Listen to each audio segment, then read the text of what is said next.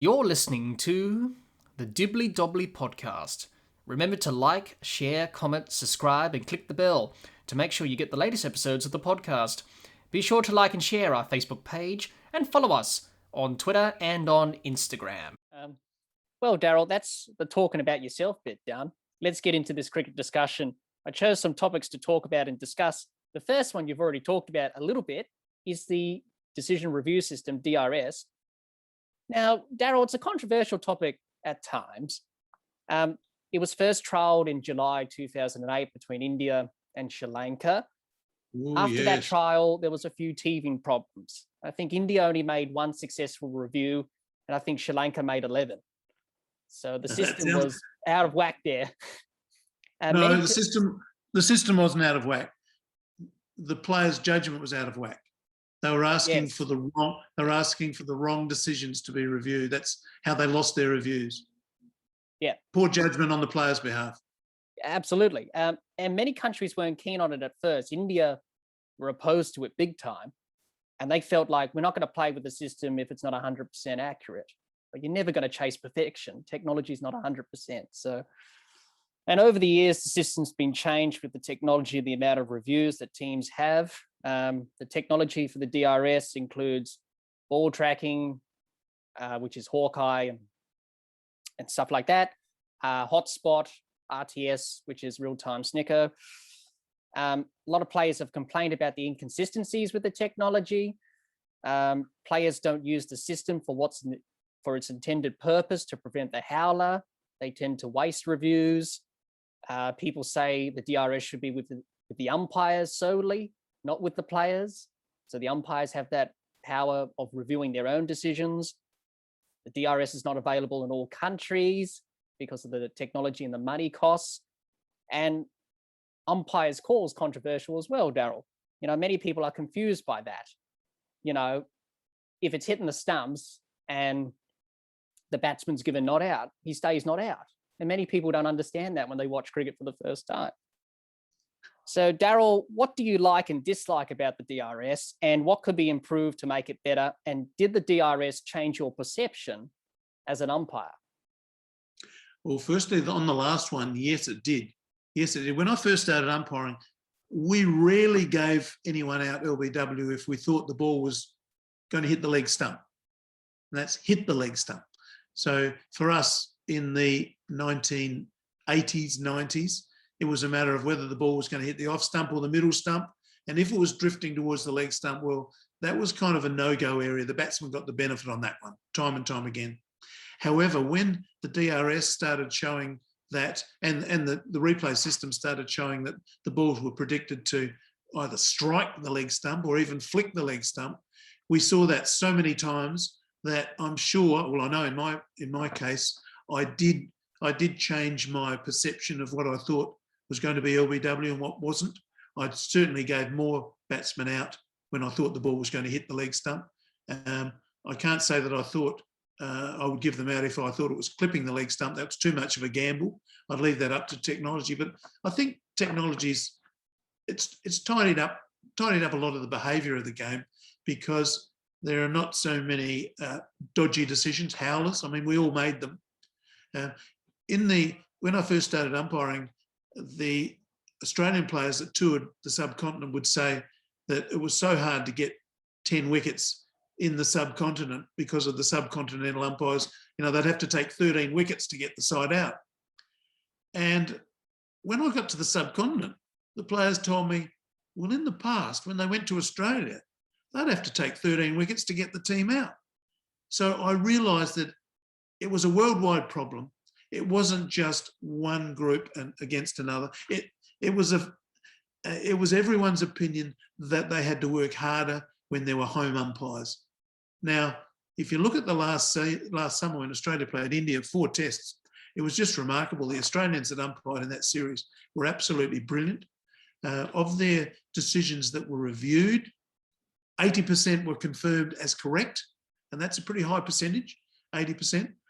All of the umpires, I thought, and they're all Australian, performed brilliantly, really impressively, and they possibly put a bit of a nail in the coffin for the reason for having neutral umpires, because if home umpires can do the job and the DRS is there as a backup, if there is a problem that can resolve any issues, then perhaps there's not the need to fly umpires constantly around the world. Having said that, I did enjoy leaving Australia to umpire overseas because of the sights I saw and the people I met and the cricket I saw. So I'm glad I had the opportunity to do that when I did, because there may be less travel in the future for international umpires because of the credibility of the DRS and the credibility of the technology.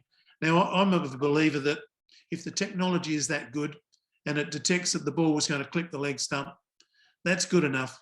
Let's not mess around with umpire's call. Let's just confirm that as out, regardless of what the umpire's decision has been.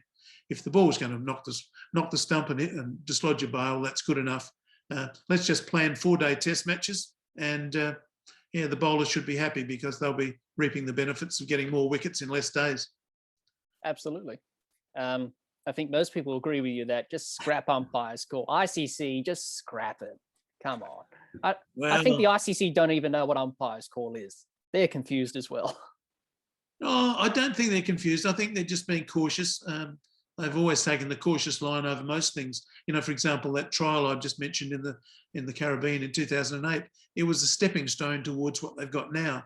They just perhaps lacked the foresight to appreciate what was about to happen, because it was quite explosive. There were some very difficult moments when the technology failed. And the technology failed me in South Africa in a test match when I was third umpire with England playing. And basically I was operating in Johannesburg with the not best quality technology available to me, but the players and the international feeds had a far superior quality of everything, vision, sound, the lot. So I made my decisions based on what I was provided with. Unfortunately, it was third rate. And it was at odds with what people around the world were seeing and hearing on their TV. And the best example of that was a caught behind. Graham Smith should have been out, caught behind off the bowling of Ryan Sidebottom when he was 15.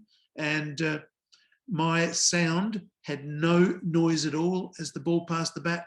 There was no snickometer at that stage, no real-time snicko, so nothing to check there. We had to rely on sound and vision. The seam didn't change. The ball went through to, I think it was Matt Pryor, and there was a big appeal. The umpire, Tony Hill from New Zealand, gave it not out. It came up to me for review. There was no vision that I could confirm the ball had been hit, and no sound at all.